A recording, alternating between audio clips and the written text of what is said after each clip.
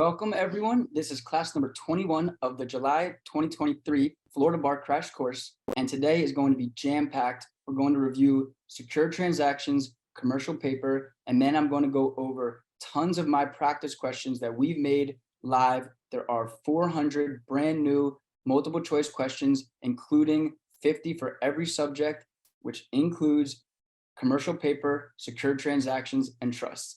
I think these questions are super valuable. I believe if you can memorize all 400 of these questions and know the answers to them, can hold on to and you must know. So assign, written, unconditional, promise to pay, a fixed sum of money, with or without interest, on demand or definitive time to order or bear with no additional undertakings. Know those, say them to yourself over and over until you know it, like you know your sister's phone number, right? It's not that hard. Assign, written, unconditional, promise to pay, a fixed sum of money, with or without interest, on demand or definitive time to order or bear with no additional undertakings. Boom, that's it. That's if it can be, if it's negotiable. If one of those conditions fails, then it's just going to be a contract. Okay, so now if we have identified the instrument, is it a note or a draft? We've identified the parties, who, is it the drawer? Is it the maker? Is it the drawee? Is it the payor? Who are the parties? We'll identify them. Now we want to see to ourselves, is it negotiable? How is something negotiated? Well, if it is negotiable, it satisfies all those conditions. I'll say it one more time just because I love the way it feels coming out of my chest, right? A signed, written, unconditional, promise to pay, a fixed sum of money, with or without interest, on demand or definitive time to order or bear with no additional undertakings. You know all those pieces. So after you know if it's negotiable, then you have to negotiate it. I told you how we negotiate. If it's bearer paper, you just give it to me. Thank you, Grandma. Cashing this in, right? If it's order paper, then it has to be signed, right? An endorsement, a signature, the old John Hancock. That's not that hard to understand, right? If it's bearer paper, you just have to hold it. If it's order paper, it has to be signed over. Wow, we're cruising along. And then there's a very important concept in commercial paper. Is it a new concept? Absolutely not. It's a concept as old as 3 weeks ago. It's called a holder in due course. And I foreshadowed this when I said that a bona fide purchaser in real property is the exact same thing as a holder in due course in commercial paper. It's actually called a holder in the ordinary course of business in secure transactions. Matt Beckerman taught me that a few weeks ago. But in commercial paper, it's called a holder in due course. A holder in due course is someone who takes the instrument for value, without notice, and in good faith. Simple as that. Did they pay for it?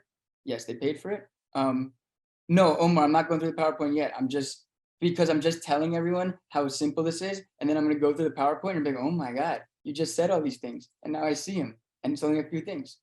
So once we have negotiated the instrument by endorsement or by bearer paper, we just have to become a holder in due course, which is just like a bona fide purchaser. What is a holder in due course? Someone who takes the instrument for value in good faith without notice. What is so great about being a holder in due course? You are only subject to the real defenses and you take free from the personal offenses, which are the contract offenses, right? So like the real defenses that you're still subject to would be like things on it. I think the acronym is FASE, like fraud in the factum, alteration, illegality, infancy, duress or discharge in court or suretyship or statute of limitations. Those are going to be the real defenses, not something like fraud in the inducement. That's a good way of thinking about personal offenses versus real defenses. Remember, I foreshadowed this when we do questions. Fraud in the inducement is a personal offense. Fraud in the factum is a real defense. Holders in due course are not subject to the personal offenses. Who cares about the contract offenses? I got this thing in due course. And then the shelter rule.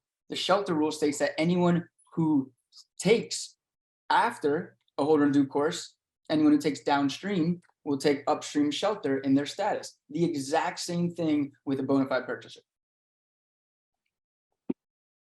After you determine if they're a holder in due course or not, and we consider the shelter rule, it's just going to be presentment warranties and transfer warranties. Presentment warranties are like, yo, when I present this thing to the bank, this thing is valid and nothing on it's fake. Transfer warranties are the same thing. When I transfer this, I sign it over to Tommy, nothing on it's fake. It's all legitimate. That's literally it when it comes to commercial paper, except maybe a default. What happens in a default? Well, the drawer will be secondarily liable and the payer, the person who's supposed to pay out on it, the bank, will be primarily liable. But the drawer will remain secondarily liable if the payer can't pay out. We'll get there, but now you'll visualize it. All right, let's see my chat saying. Can you explain the shelter rule? Yeah, of course. And I'll get there and we'll explain it more. The shelter rule is what I wish I had yesterday when I tried to go to the gym in between my busy day and got caught in a storm. It gives you shelter from the rain. What is the rain? The rain is other people trying to make a claim on your instrument, right? But remember, a bona fide purchaser, or as we call it here, a holder in due course, takes free from the personal offenses. They're sheltered, right? They're sheltered under this umbrella of their holder in due course status. The shelter rule says that any one of my children, Jacob, could come under my umbrella. And even if he doesn't pay for it, right? I paid for the piece of the check.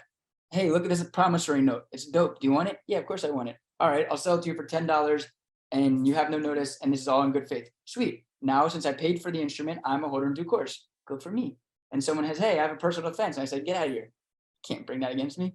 And then Jacob comes along. La, la, la, la. I say, hey, Jacob, good job. You graduated from Florida State. I was going to make a joke, but Henny actually went there, so I'll keep it light. Hey, Jacob, you graduated from Florida State. I give you this promissory note. Since I took it in good faith for value without notice, I took it as a holder in due course. Then I transferred it to Jacob, my little cousin, because he didn't pay for it. He didn't do what was necessary to become a holder in due course, but because I gave it to him, he takes shelter. Anyone downstream, once someone becomes a holder in due course, anyone who takes after them takes shelter in their status as a holder in due course. The same thing applies in real estate law, when we call it a bona fide purchaser. This is a great opportunity to explain something to everyone that might be super enlightening. What is a mortgage and how is it related to Article 3 and Article 9? It's actually Article 3 and Article 9 stapled together, and it only deals with real property. And if you understand that, you can understand everything. Yeah, Nicole's saying recording statutes. That's how it would apply in the sense of real property. We'll see when we do secure transactions. That's what it is about. People trying to say that they have an interest in something that they may or may not have. And how do we determine who has that interest? Well, we got to go through these different evaluations. So when I was talking about a mortgage is actually a promissory note. Think about it. You're lending me money, bank. I'm going to pay you back. Cool. Or not, actually. Don't get me started on mortgages. But cool or not. But that's a promissory note. Then what else is it? It's a security agreement. Because if I don't pay you back, then you're going to do what they did to Happy Gilmore's grandma, and they're going to sell the house in a foreclosure sale, right? So that's why it is two instruments. When they say a mortgage, they're actually talking about the mortgage note and the mortgage security agreement.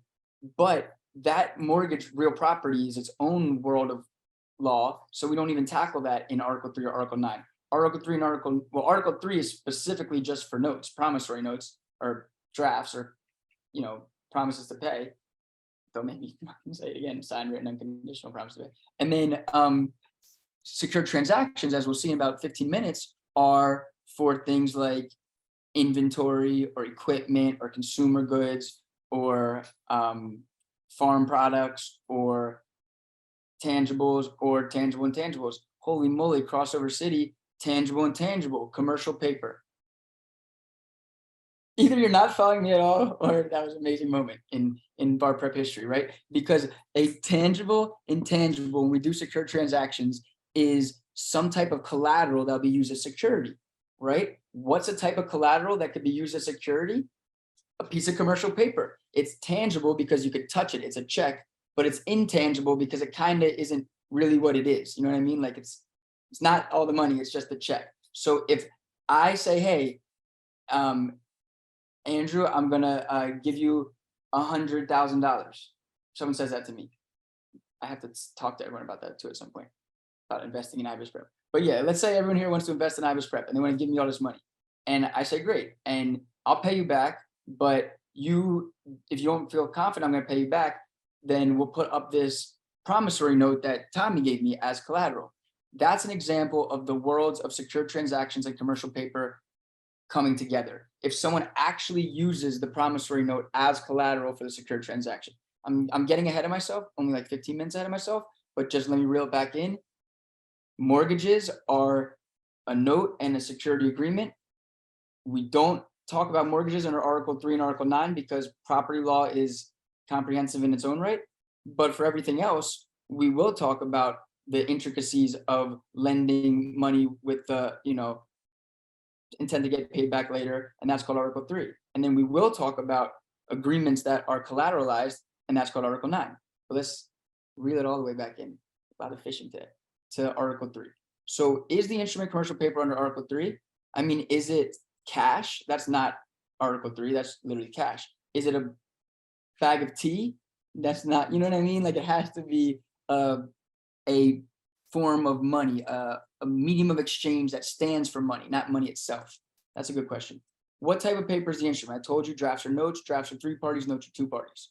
Who are the parties to the instrument? I told you maker payee on a note, and then drawer, drawee/payor/bank, and then payee on a draft. Does it satisfy all the conditions of negotiability? All right, now's the time.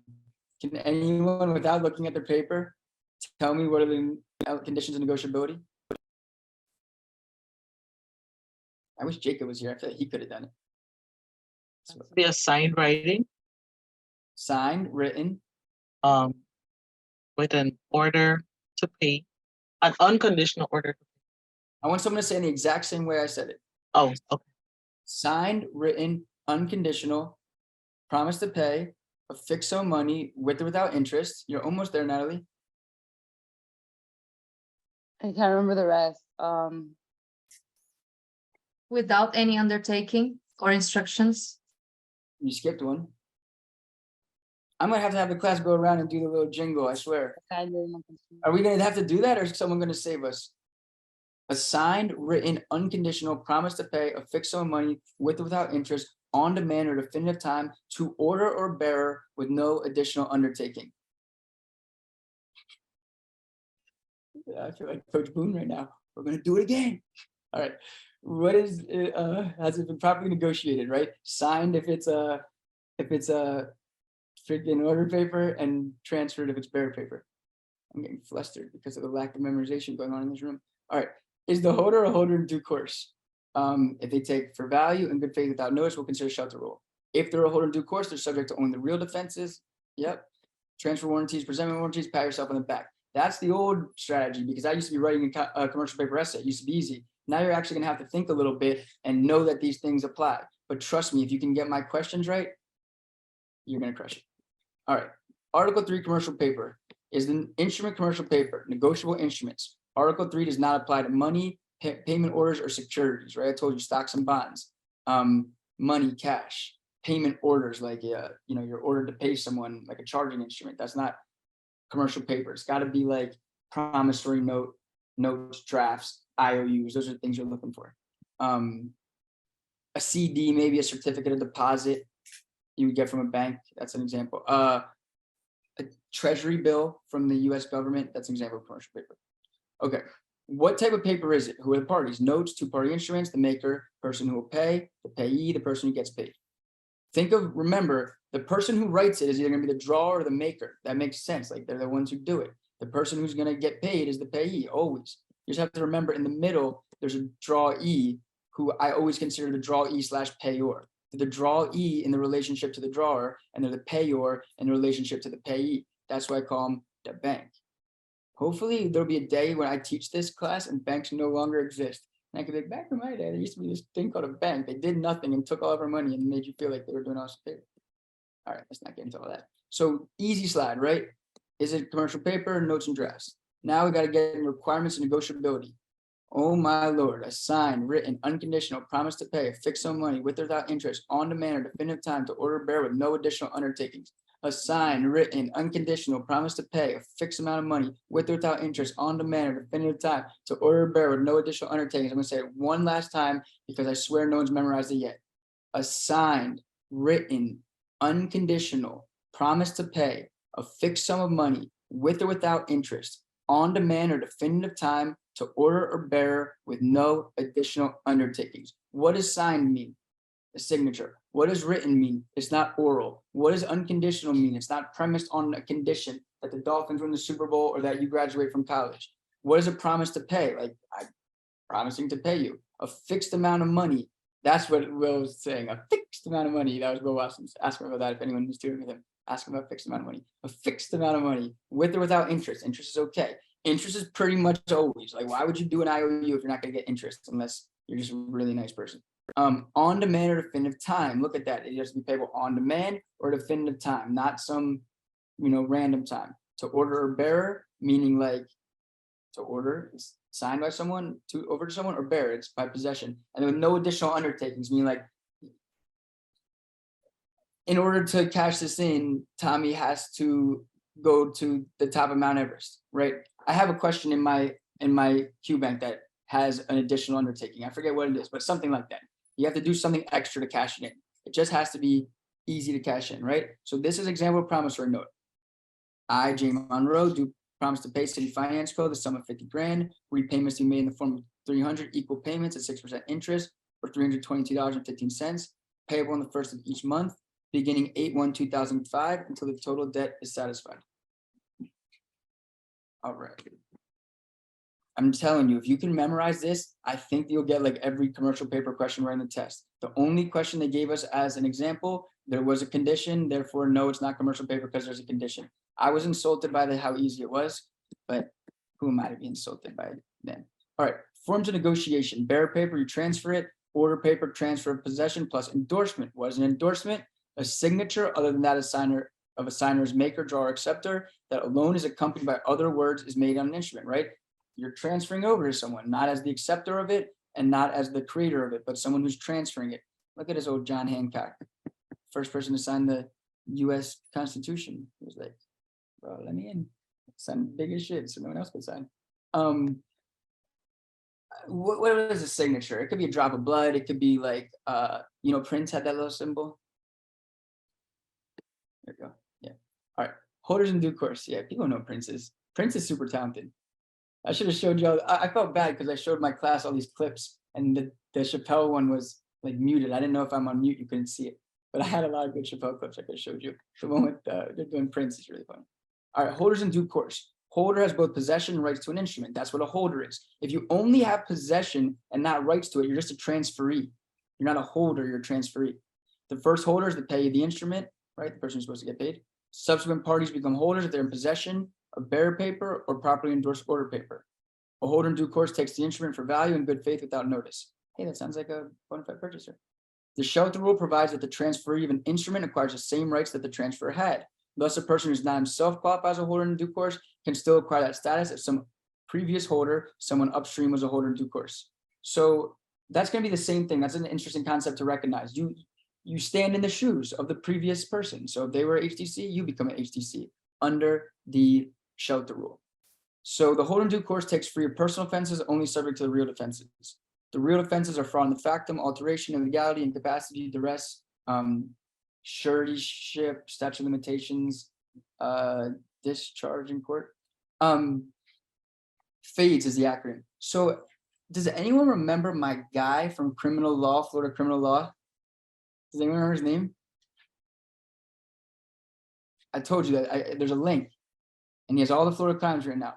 I'm gonna shout him out one more time. His name is Hornsby. He's a lawyer who does Florida law. Did anyone say that?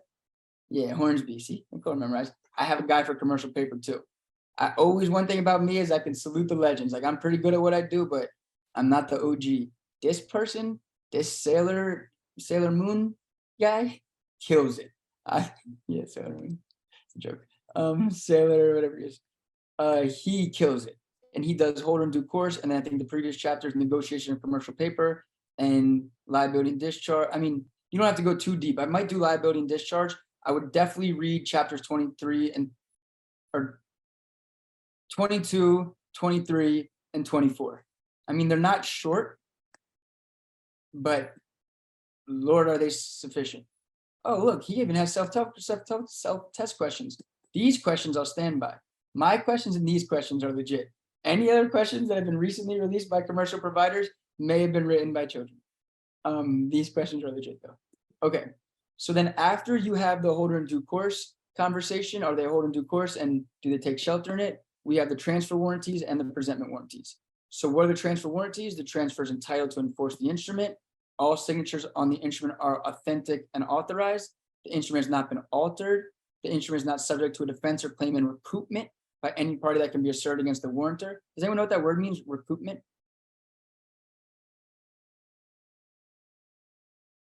Like to take back? Recoupment is like if a third party, let's say A owes B money, but B owes C money, C can collect in recoupment from the money that A is paying B, right? It's like B is just like a hole. The money goes through B and gets recouped by C. That's what recoupment means. So they say it's subject to a claim of recoupment means that someone is siphoning from that because they're owed money. So I saw someone said that Hornsby's a rock star in and out of court. That's cool. And I wonder what the sailor guy does, but that's the sailor thing. I never even thought of him as an attorney, but obviously that's why he has that page. Okay. The warrantor has no knowledge of any insolvency proceeding commenced with respect to the maker acceptor, or in the case of an unaccepted draft, the drawer. So those are transfer warranties, then presentment warranties. The warrantor is or was a person entitled to enforce the check. The check has not been altered. The warrantor has no knowledge that the drawer's signature is forged, and for remotely created consumer check that the account holder authorized the issuance and the amount of the check. Any questions? Follow us. Live your life. Live it right. Be different and do different things. With this girl reading a book. All right. Commercial paper is super easy. We're going to go over tons of my questions. I'm not even going to go into it any more deeply than that because I've seen the shallowness of how they're testing it and how the commercial programs have prepared you. My 50 questions are everything you need and more. But all this material I'm going to put in a folder today. I think we actually didn't add a secure transactions and commercial paper folder to the crash course, but we'll add that today. So don't worry, you'll be able to access all this stuff. I'm going to switch right over to secure transactions. Does anyone have any questions generally about commercial paper?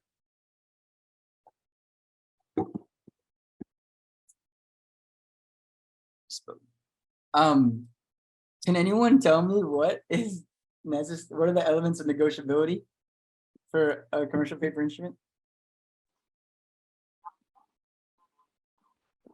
Just close your eyes and say it.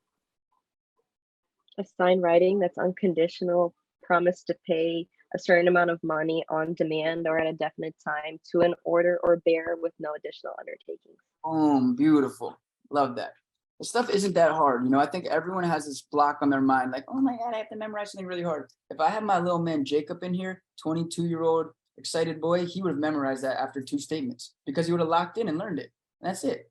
You all have a shield in your own mind, like, this is so hard, I can't learn it.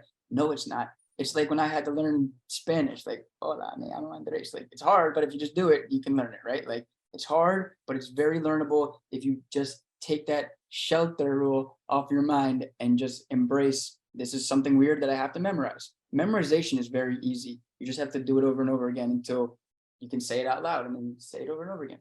All right. Any other questions about commercial paper? Not that hard, right? Signed, written, unconditional, promise to pay a fixed sum of money with or without interest on demand or definitive time, the order bearer with no additional undertakings. To be or not to be, that's a question whether it is noble in the mind to suffer the slings and arrows of outrageous fortune, or take arms against a sea of trouble by opposing and them to die, to sleep no more. All right, secure transactions, the holy outline. Can everyone see? Identify the secure transaction under Article 9. We're going to look at the security agreement. We're going to identify the type of collateral. We're going to look at the security agreement one more time because I made a typo.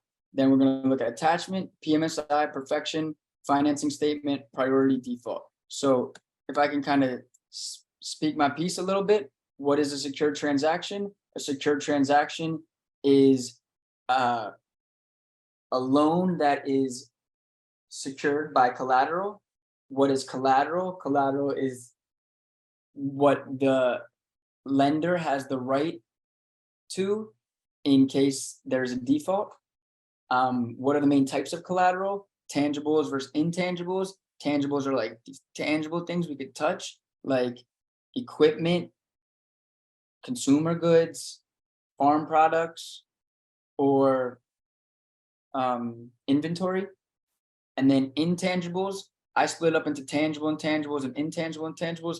I don't know if they'll go that deep on the multiple choice questions, but like an intangible is like an accounts receivable or a patent. Like, what is it? A tangible intangible is like commercial paper, right? Something that you could touch, like a check. Wow, the tying together is amazing. Now, how do you acquire rights in collateral?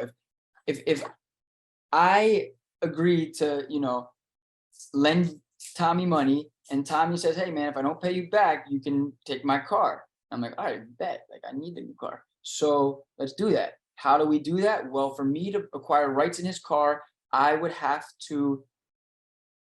would have to create a security agreement, right? That's an agreement that gives rights in the collateral. That's what a security agreement is all about, giving rights in the collateral. Simple. Now, once I have rights in the collateral, hopefully Tommy pays me back. But I know Tommy wasn't going to pay me back. I actually wanted the car. So Tommy doesn't pay me back. And I want to, now get my car. Oh no, someone else. Tommy was out here making deals with the devil. Someone else he made a deal with to have rights in the car. That's a problem. And what am I? I don't want to say it on camera, but I'm effed, right? Because what if the dude had priority over me? How could I have assured my right in that collateral above anyone else? I would have had to put everyone else on notice of my security interest. How could I have done that? Yes, Omar's saying I could have perfected it. And how do you perfect? By filing a financing statement. Very simple process, right? It's very much like real property. It's like filing like a lien. It's like a mortgage, right? You file it, you record it, and then you put everyone on notice. And then if you need to perfect it, then you perfect it. And that's how it goes. And if you need to foreclose on it, then you foreclose on it, whatever it may be. But you have to put people on notice. It's all about notice in this world of secure transactions, in the world of collateral. It's all about notice. So very simply put, you identify the piece of collateral, you create a security agreement to have rights in it, you perfect a financing statement and file it so that everyone else has notice. And then when it comes to priority, it'll always be perfected will beat unperfected. Duh. Attached will beat unattached, right? If you're no attachment, you're not going to win. But perfected versus perfected, or unperfected versus unperfected, it'll be the simple concept of first in time, first in right. Whoever was first to perfect will prevail. Are there exceptions? Of course. There's something called a PMSI. How could we understand what a PMSI is? Because we never studied anything remotely similar to it ever in our lives. Wait a minute. Yes, we did. PMM. In mortgages, a purchase money mortgage is exactly the same as a purchase money security interest. Literally no different. What's a PMM? Oh, your bank gives you money, use the money to buy the house. Cool. What's a PMSI? I give Tommy money, Tommy uses the money to buy the car. Now my rights in the car are going to have super priority over anyone else because I have a purchase money security interest. In consumer goods, it's automatic upon attachment. In non-consumer goods, so the other things, farm products, equipment, whatever, there's a 20-day grace period. Where let's say, let's call it a farm product for whatever reason, or equipment, let's call it a tractor.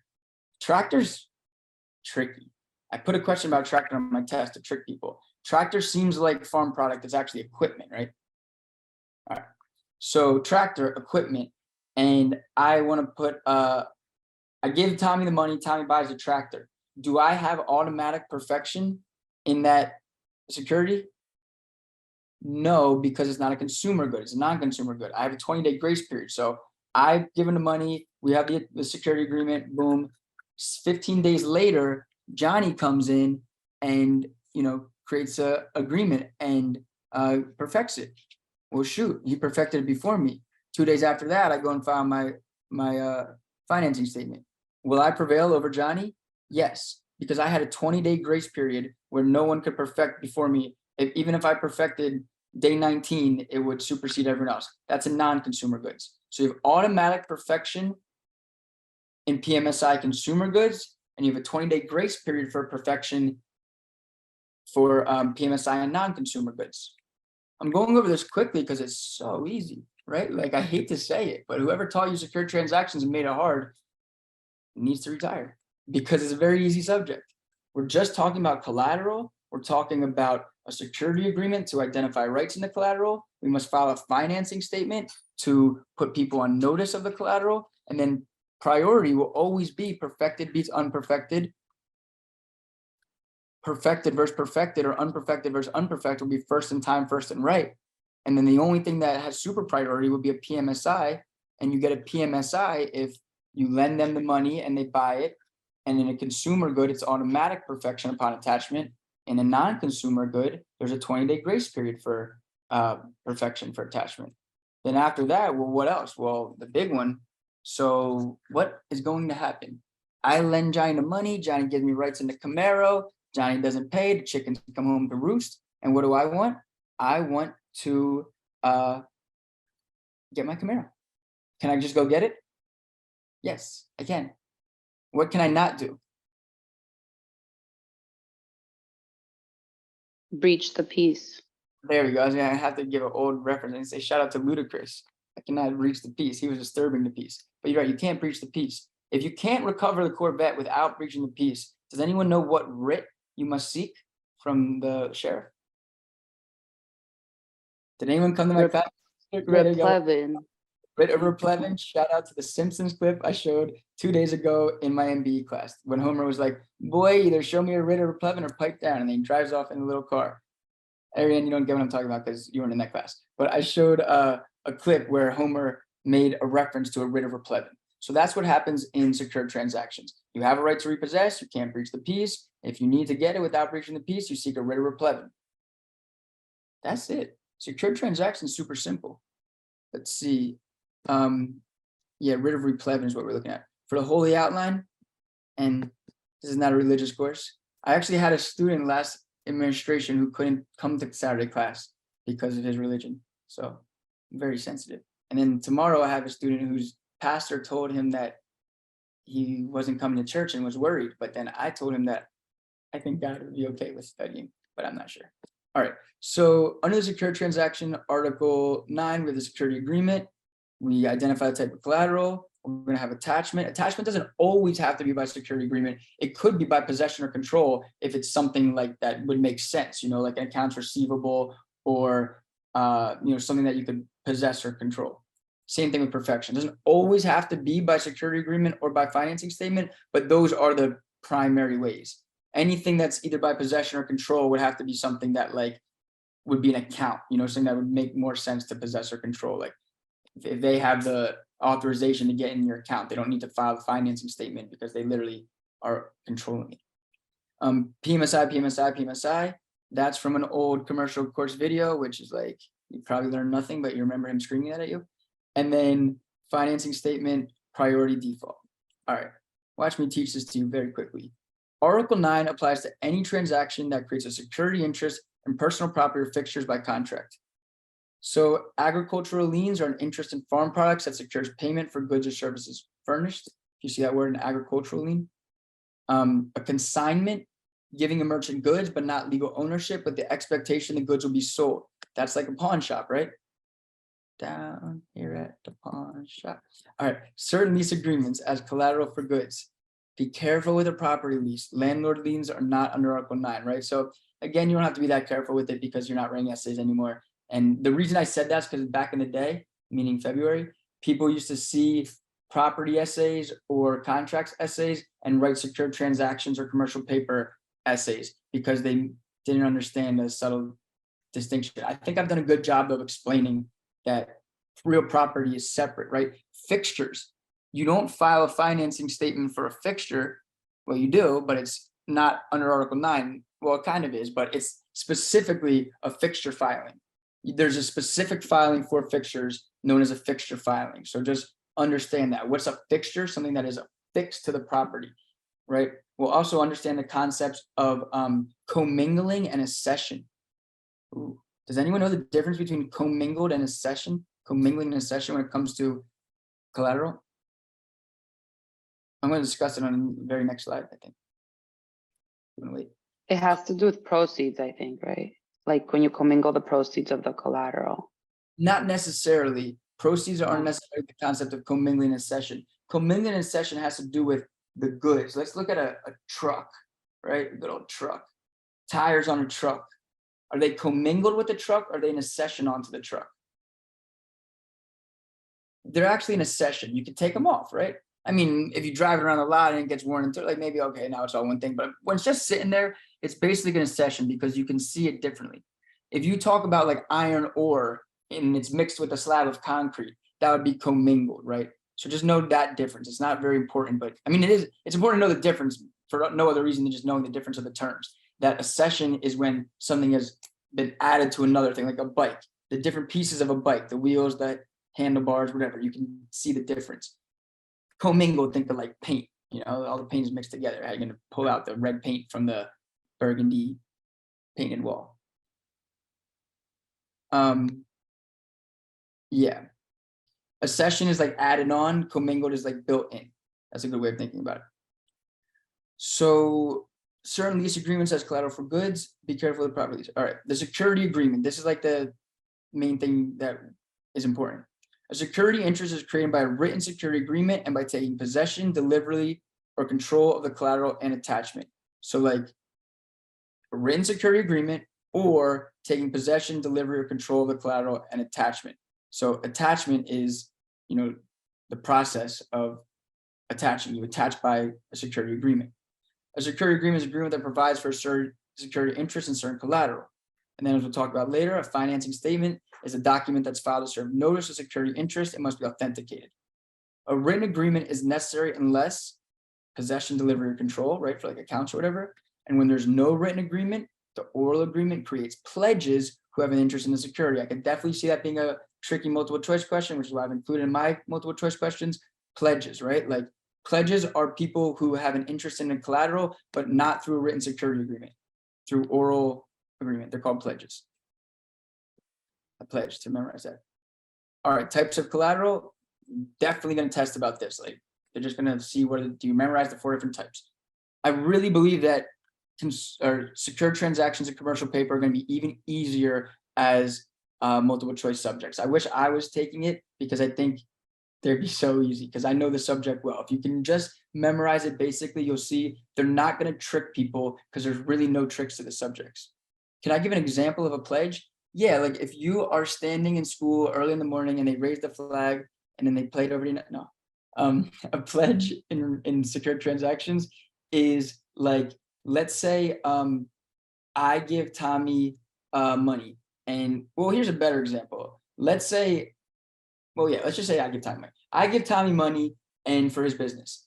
And I need to get paid back by Tommy. And so as collateral, I take control of his bank account. He gives me the username, the password, the security question, the name of his dogs when he was 5, the name of the street he grew up on, like all that stuff. I now have control of his bank account, right? But we never had a security agreement. There's no signed written agreement that says like, Andrew has this here, none of that. It's just, here's the money, here's the passwords to my account, you have control of it. Do you understand that situation? Because in that situation, I am a pledge. I am someone who has the interest in the security, but only through an oral agreement. Is that a sufficient, satisfactory answer? Cool. All right. So what are the different types of collateral? Consumer goods, inventory, farm products, and equipment. Consumer goods, inventory, farm products, and equipment.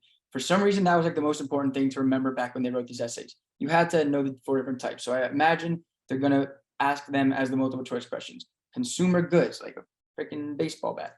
Inventory. I mean, baseball bat could be inventory, right? Right? If it's being sold on the floor, it's consumer good. If it's back in the warehouse and you have tons of baseball bats, that's inventory, right? The same thing could actually be a lot of different things if you think about it like that. Farm products are really related to like things in the farm, like cows and crops and when it's on the farm. And then equipment, again, like a tractor could be on a farm, but it is equipment. So be a little bit more careful. That equipment is things that are used for the business. Farm products are more like products that are like stuck on the farm, I guess. I don't know too much about farming. I think you can understand what a farm product would be. Just know the tractor is an equipment, not a farm product. That's probably the most gray thing you'll see. Are the goods fixtures part of the real estate, right? If they're fixtures, we'll need a fixture filing, which is a different area of law, but they could test that. Just look for the fixture filing answer.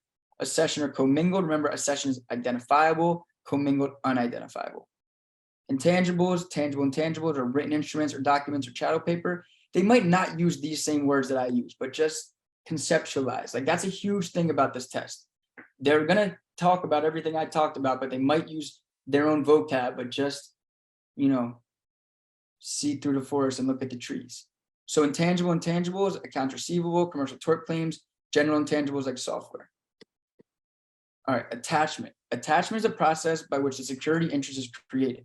Attachment requires the secured party gives value. The bank lends Kim $20,000 to buy a car, right? So they gave value. The debtor has rights in the collateral and power to transfer rights. Kim goes and buys the car. So this would actually be a PMSI, it seems like. The debtor has authenticated a security agreement that sufficiently describes the collateral. Kim and the bank sign an agreement that grants the bank an interest in the collateral and sufficiently describes the collateral, right? It can't be super generic. It can't be ultra generic, right? It can't be all of our assets, right? All of their assets is too generic, right?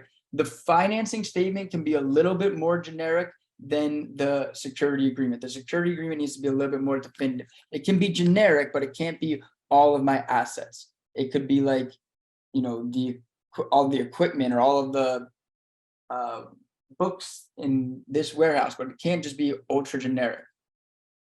Okay, PMSI, purchase money security interest. The TV you want to buy with the collateral if you default. The goods are purchase money collateral. The debtor incurs a purchase money obligation. PMSI in goods, automatic perfection upon attachment, as I stated. And a PMSI in goods or software will prevail over conflicting security agreements, right? So like the PMSI is second in time, first and right. Everything else is first in time, first and right, but the PMSI, if it's perfected, will be second time, first and right. Remember, PMSI in goods is automatic upon attachment.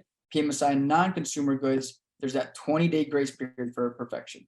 Automatic permanent perfection, PMSI for consumer goods, automatic temporary perfection to proceeds. So that's what one thing that Natalie was saying, that you have temporary automatic perfection to the proceeds of any consumer goods, for as long as you have that perfection on the consumer goods. Perfection is a process by which the secured party gives notice to the world of its security interest. Perfection is necessary for priority. So you have to file this with the state, the Secretary of State. Means of perfection, filing is the most common method, or possession for negotiable instruments, Article 3, wow, chattel goods, etc. Control, investment securities, deposit accounts, electronic chattel paper, right? So you see attachment perfection, attachment by security agreement, perfection by financing statement are for things that you can't control or possess, like, intangibles or investment securities and things like that. They're really for like the tangible ones. But still the most common type of security is a tangible security, security agreement, and a financing statement. And remember what I said, that there's a little more wiggle room for what the description is on the perfection on the financing statement than on the security agreement. The security agreement needs to be more specific in terms of generality. Okay, so financing statement, Florida requires notice. A financing statement must be filed. I've said that like 5 times. I've never fixed this part. I always say be filed, usually in a public office and held in the Florida registry, right? You have to file the financing statement, just like you would with a mortgage. This is like notice, right? Necessary information, the name of the debtor, the name of the secured party and the secured party's representative, and description of collateral. Florida requires certificate of title for motor vehicles. So on a motor vehicle, you actually have to notate on the title if the car is subject to a security agreement. It's written on the actual title. There's one question I need to add. Most financing statements are effective for 5 years. Continuation statement must be filed within 6 months of termination date. We're going to do a proctored exam, I think next week, actually. There's some questions that I haven't had on my 400 that I know I need to add. And don't worry, you'll see them on the proctored exam. This is going to be one of them, because I have a feeling this is something they would just love to test, because it is a true fact. They're effective for 5 years. And then if you want to have a continuation, you must file within 6 months of the termination date. All right, then we talk about priority. General rules, first in time, first in right. Unperfected versus unperfected, first to attach. Perfected versus unperfected, the perfected always wins. Perfected versus perfected is going to be first to file. PMSI is second in time, first in right over conflicting interests. And then a lien creditor has acquired interest in the property by attachment or levy, is treated perfected by definition. So a lien creditor, someone who's attached or levy, is perfected by definition. I don't see them testing that. They're gonna give you toss-up questions like this: perfected versus unperfected. Like first to attach, first in time, first in right always wins. Perfected versus unperfected will be perfected. If it's someone who's attached versus someone who hasn't attached, then the person who's attached. Like it's very common sense. The only time it's going to be second in time, first in right will be the PMSI. Then we go to the default. If a debtor defaults, the secured party has the right to repossess. If a secured party cannot recover goods without breaching the peace, it may need to bring an action for writ of replevin. And just Ariane, because I know you didn't get your moment, or Barbara missed. I can't believe you missed me show the Lil Wayne. How to escape the heat if you don't have an air conditioner. This only takes 5 minutes. That was Tired of targeted hot to and me. stuffy rooms during summer. Definitely targeted.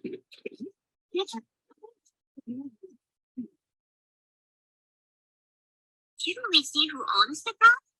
Sweetie, according to the ancient law of Trover, abandoned property passes to the subsequent landowner. Yeah, ever since you watched Medieval Tomb Robbers on the History Channel, everything with you is Trover, Trover, Trover. Boy, either show me a writ of replevin or pipe down. So yeah, you can see if you all are like, hey, I'm working so hard on this stuff, but I don't know if I'm even going to be a lawyer. Maybe you can be a writer for The Simpsons. They definitely had some legal minds on their team. Never bend your head, always hold it high, look the world straight in the eye. Excellent. So I really do think that commercial paper and secured transactions are very basic subjects when you boil them down to the fundamentals, right? And if we could just kind of talk about it briefly, and then we'll move forward. Remember, commercial paper is a medium of exchange for money. There's notes and there's drafts. Notes are two-party instruments. Drafts are three-party instruments. There's a maker and a payee on a note. There's a drawer, then the drawee / payor, and then the payee on a draft.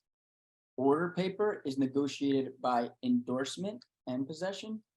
Bearer paper is negotiated simply by possession. What makes something negotiable?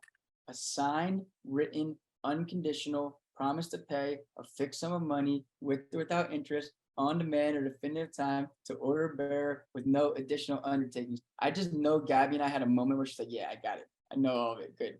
I like that. So that's how it's that's how that operates, right? It's properly negotiated. If it's not, then it's just contracts. It's not a negotiable instrument. Remember that negotiable instrument, commercial paper, Article 3, that's all talking about the same thing, right? And then are they a holder in due course? So they take for value in good faith without notice. Consider the shelter rule. Make sure you know the real defenses, the fades, the ones that are different from the personal defenses. And then presentment warranties, like there's no alterations, there's nothing fraudulent on the thing itself. And transfer warranties, same thing, no alterations, nothing fraudulent on its face. And then secured transactions, we're just talking about collateralizing a loan. And how do you collateralize it? With collateral. And the collateral is going to be either tangible or intangible. The main types of tangible are equipment, consumer goods, inventory, and farm products. And then there's all sorts of intangibles like patents and IP and accounts receivable and the like. The main process to have stake in collateral is through attachment, which usually requires a written security agreement. And then the main process to notify the world of that right is perfection, which usually requires the filing of a financing statement. Remember the PMSI, the purchase money security interest, that's going to be just like the PMM in mortgage. And if you use the money to buy the collateral, then that will create a PMSI. If it's a consumer good, there will be automatic perfection upon attachment. If it's a non-consumer good, there'll be that 20-day grace period where they have 20 days to perfect and still have priority. And then we just look at priority. First in time, first in right, except perfected over non-perfected. But if it's unperfected versus unperfected, first in time, first in right. if it's perfected versus perfected, it's first in time, first in right. The only time we're really going to see that second in time, first in right will be the PMSI. And then after that whole process, well, hey, what if I need to recollect? Well, the recollection would involve a process of going and getting it. And you're allowed to do that. Unless you breach the peace, you're totally not allowed to do that. And if you need to breach the peace, then the better option would be to seek a writ of replevin from the sheriff. So I really hope that I've boiled down those two subjects. Does anyone have any general questions about secured transactions and commercial paper?